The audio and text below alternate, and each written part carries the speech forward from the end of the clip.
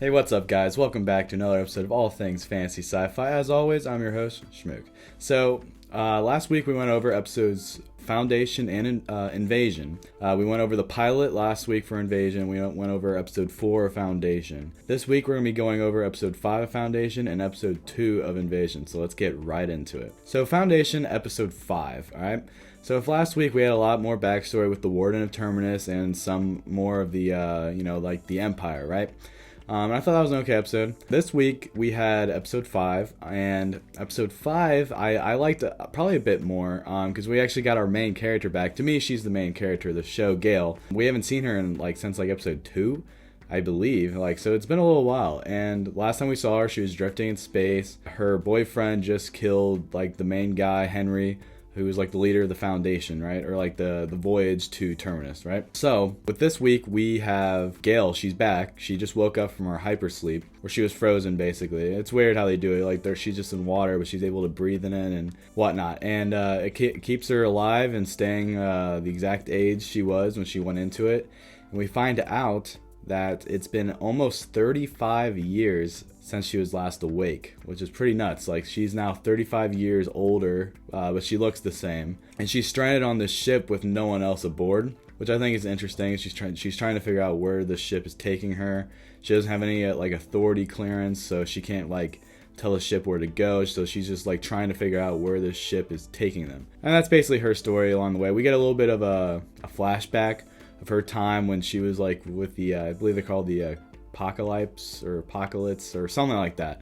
And it's cool. One of her friends is sentenced to death or something. She tries to save him, and then she eventually, of course, gets a call from Henry to join his team or whatever, and which of course leads into the pilot episode where they eventually they have some quarrels with the Empire, and then they're sent on a trip to Terminus to have a Foundation there and just live on this Foundation. And of course the show is called Foundation. So as we continue on through the episode, we get through the flashbacks, and then to finish up her story for the whole episode, she sees Henry alive, even though it's 35 years later, and he's it looks like Dune stuff with the armor, how he's flickering and stuff, like how it looks in Dune with the armor. So I'm kind of confused. I don't know if he's still alive. He might be. I don't know.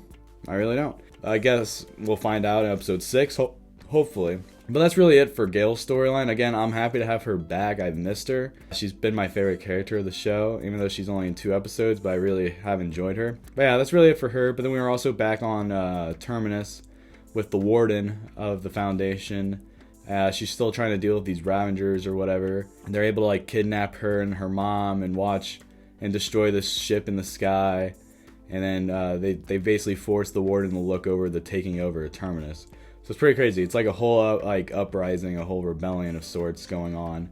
Yeah, that's really how the episode ends. It's not really too much in this episode, even though it's an hour long, but it was a lot of Gale backstory and her on that ship. We didn't get any of the Empire in this episode, which I'm cool with. I don't think they need to be in it too much. They just need to be this darker force that's in the show, kind of like Darth Vader. If you have of course I love Darth Vader, but I don't need him in every scene, because that keeps more of a mystery behind him and more of a dark presence whenever he does appear. So that's how I feel about the Empire in this show, of course. But anyway, it's really it for Foundation episode 5. I thought it was a solid episode. One of my favorites so far, even though it's definitely a much slower one and it is an hour long. But again, it's good to get a little more backstory to Gale, and then how she's reacting to the whole situation, her being literally 35 years later. She's able to also look through these archives of what happened right after she got sent out on the escape pod. So yeah, she goes through those archives and sees how her boyfriend dies, unfortunately, because he won't say why he would kill Henry, and of course we don't know. And I'm hoping we find out soon what his purpose was and what his motivation is to just kill this guy outright, even though he seems like a fine guy who's helping Gale out and teaching her a lot of political stuff, But who knows? We'll probably find out. I mean, the show, I believe there's only 10 episodes in the series. I could be wrong, but we're halfway through then if that's the case. It could be 12, could be more. But I think it's 10. So we're almost there. We're getting there. Of course, we're just going to do 1 episode a week. I'm only watching 1 a week just so, just to keep it fresh in my mind for y'all. So that way, when I'm talking about it, it's just in my head. I just watched it like not too long, like literally within the hour. But yeah, let me know what you guys think about Foundation. But let's just go right into Invasion Episode 2.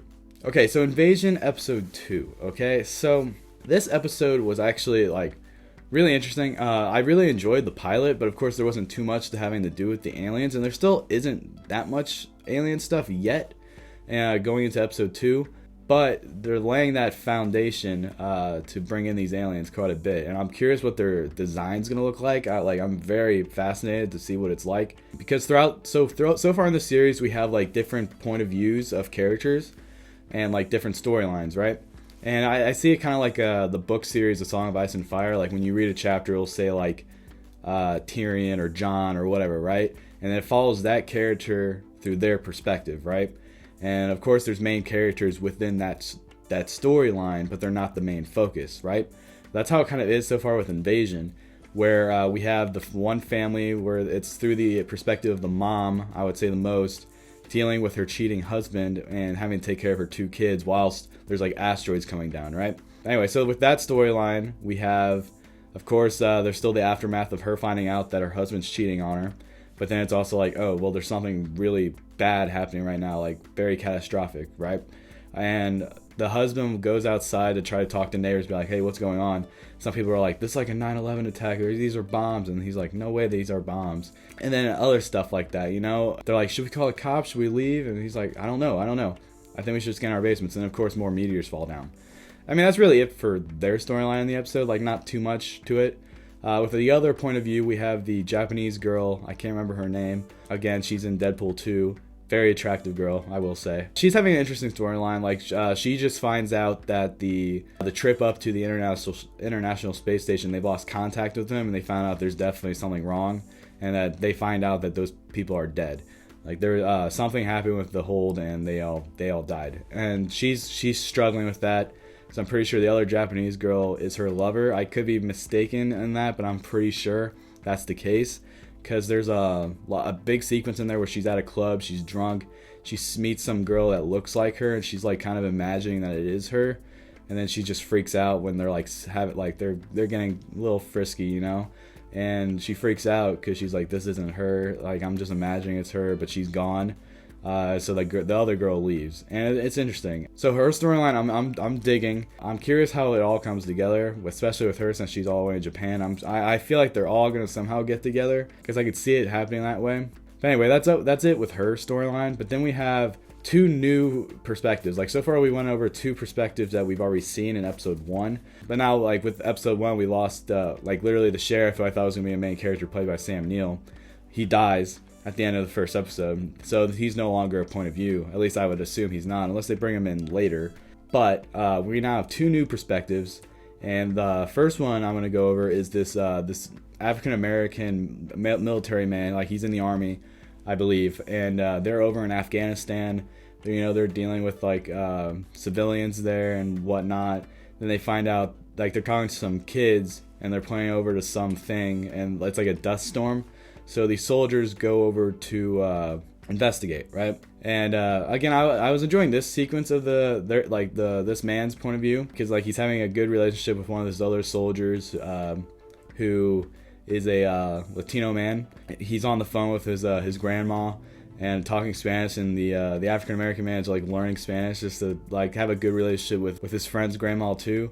Which is nice. It's a nice little sequence. I enjoyed it. But anyway, when they're going off to investigate the dust storm, their comms are getting messed up. Like, there's a lot of interference and static, which I'm like, oh, that means they're getting close to some sort of alien artifact of some sort, right? But so they go up to this like behemoth, like just this thing. It's some type of spaceship or something. Kind of looks like a thing from Arrival, or it's kind of like a monolith, I guess. I wouldn't really call it that because it's like on 3 legs. It looks like a big tower. But anyway, they're freaking out, and they just start shooting at it. And then they literally lay in all their clips into it, and then they're like, what? It's not doing anything. And then this alien ship or whatever just hits them with a blast. Like, it's just like an energy blast. Like, it's obviously not like bullets or anything like that. It's just like a shockwave basically, and it blows them all back. Who knows if they're dead? I think they might be. I'm hoping not, because I'm kind of like, with this show, I'm like, man, you're introducing all these cool characters and then you're just gonna kill them off at the end of at the end of their storylines, except for so far the Japanese girl and the family.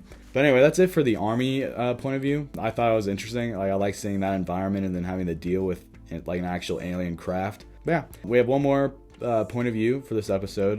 This was my favorite one, actually. We follow this kid. I believe his name is Jasper. He's in the UK. He's like at some like preppy school, right? And they're going on a field trip. We find out he's bullied quite a bit, and he likes this one girl who wears these yellow beats. Like, he's crushing on her hard.